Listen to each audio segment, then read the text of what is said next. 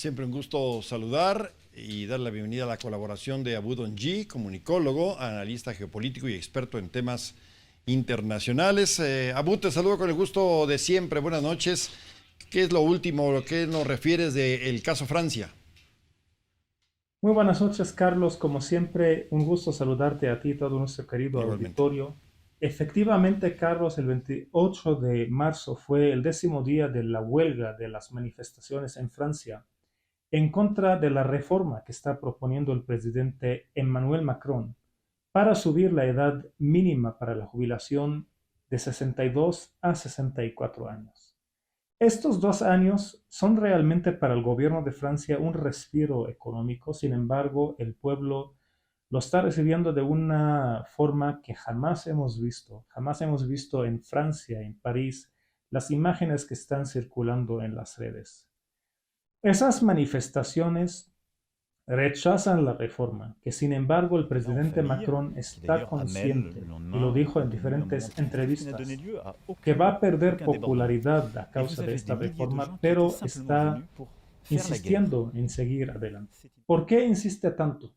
Según los datos del Instituto Nacional de Estudios Económicos y Estadísticas en Francia, INES, que es algo que equivale al INEGI aquí en México, la población en Francia son 65 millones de habitantes, de los cuales hay 18.662.000 personas mayores a 60 años.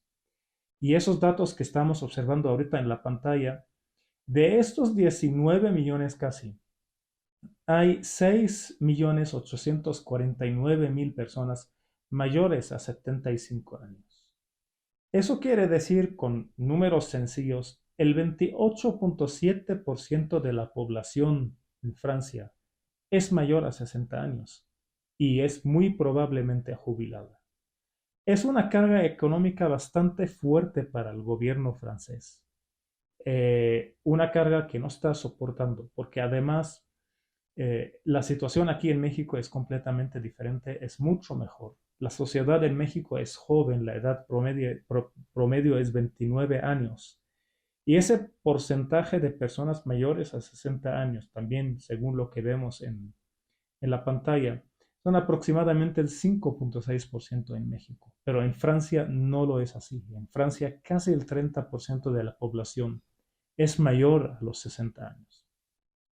Abu, Entonces, el presidente Macron yo creo que va a seguir con su reforma, sacrificando su popularidad. Sin embargo, el 6 de abril otra vez hay otra cita para manifestación masiva en Francia. Vamos a estar observando eso, Carlos, para ver cómo va a evolucionar esta reforma en la sociedad y en el gobierno francés.